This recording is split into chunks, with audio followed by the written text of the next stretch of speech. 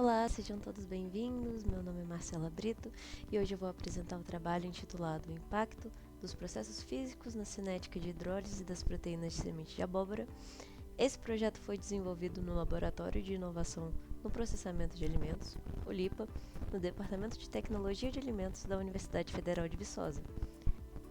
Gostaria de agradecer também aos coautores por toda a colaboração. Para contextualizar o nosso trabalho, é importante destacar o cenário atual da indústria de alimentos.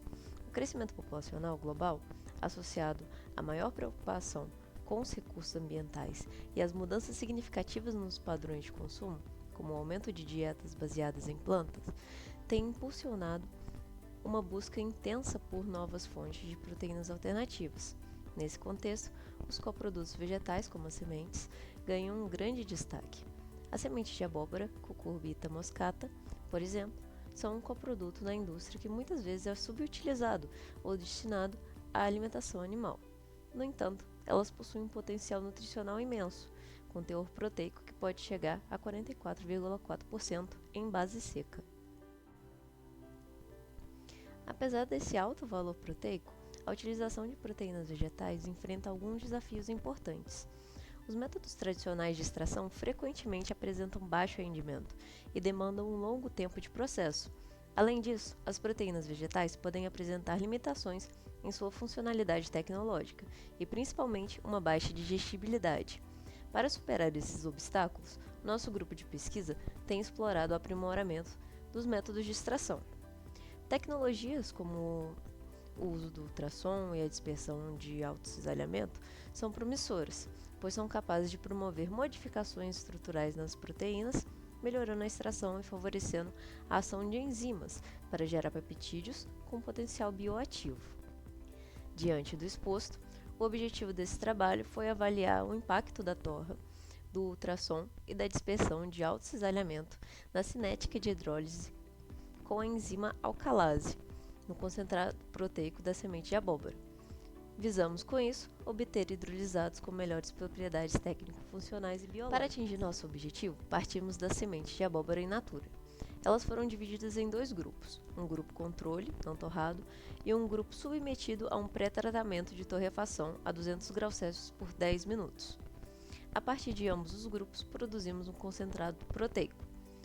O processo de extração iniciou-se com o desengorduramento da farinha de semente com hexano. Em seguida, realizamos uma extração alcalina, solubilizando as proteínas em pH 10 por 120 minutos. Foi durante essa etapa que aplicamos as tecnologias. Como podem ver no fluxograma, os tratamentos de dispersão de alto cisalhamento a 15.000 RPM e ultrassom com potência nominal de 450 watts foram aplicados em 2 ciclos de 10 minutos, intercalados por 50 minutos de agitação convencional. Um controle foi mantido sob a agitação convencional durante todo o tempo. Ao final, as proteínas foram separadas por precipitação isoelétrica e liofilizadas. Proteicos obtidos, realizamos a hidrólise enzimática. Preparamos uma solução de proteína 2% e adicionamos uma solução de enzima alcalase 5%. E também utilizamos uma relação 1:100 de enzima substrato. A reação ocorreu a 60 graus Celsius por 3 horas e durante todo o processo coletamos alíquotas em diferentes tempos para monitorar a reação.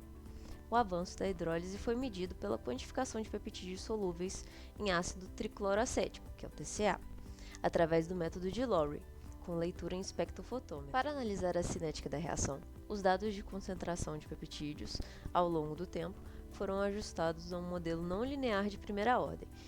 Esse modelo nos permitiu calcular 3 parâmetros-chave: o CI, que é a concentração inicial de peptídeos solúveis, o C infinito, que representa a concentração máxima ou a concentração final ao término da reação, e K, que é uma constante que representa a taxa de hidrólise. Falando de resultado, esse gráfico ilustra de forma clara a cinética de hidrólise para cada tratamento. Os pontos representam os dados experimentais e as linhas contínuas, os dados previstos pelo modelo, confirmando um excelente ajuste. Podemos ver nitidamente a formação de 2 grupos de curva, as inferiores, dos tratamentos sem torra, e as superiores, que mostram um desempenho significativamente maior dos tratamentos combinados com torra. Esses resultados indicam fortemente que os tratamentos físicos, em especial a sua combinação com a torrefação, alteram a estrutura das proteínas. Esse fenômeno de desnaturação parcial provavelmente expôs mais sítios de clivagem, antes escondidos no interior da molécula proteica, tornando-os mais acessíveis à ação da enzima, que é a alcalase. Isso resultou em uma proteólise muito mais extensa e eficiente, o que justifica o grande aumento na concentração final de peptídeos. Passando para os nossos outros resultados, temos essa tabela que representa os parâmetros cinéticos calculados para os 6 tratamentos.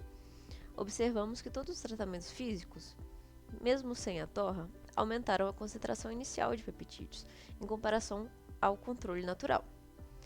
A proteína com a dispersão de alto cisalhamento elevou esse valor em 40% e o de ultrassom 29%. O efeito mais expressivo, no entanto, foi a combinação com a torra, que promoveu cerca de 95% para o tratamento com dispersão de alto cisalhamento torrado e 94% para o S torrado. Essa mesma tendência foi observada na concentração final de peptídeos.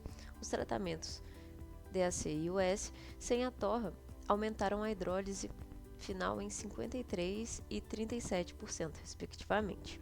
Novamente, a associação com a torra foi sinérgica, resultando em um aumento impressionante de 107% para o DAC torrado e 101% para o S torrado, quando comparados ao controle natural. Em conclusão, esse estudo demonstrou que a aplicação da dispersão de alto cisalhamento e do ultrassom, quando combinados ao pré-tratamento de torrefação, representam uma estratégia altamente promissora para potencializar a ação da enzima alcalase sobre as proteínas da semente de abóbora.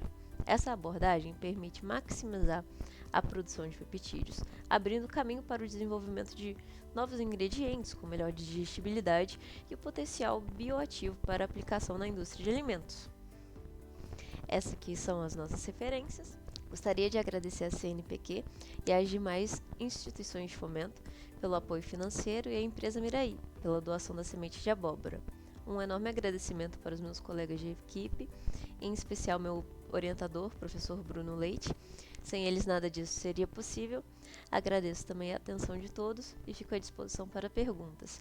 Muito obrigada e esses aqui são os meus contatos. Tchau, tchau.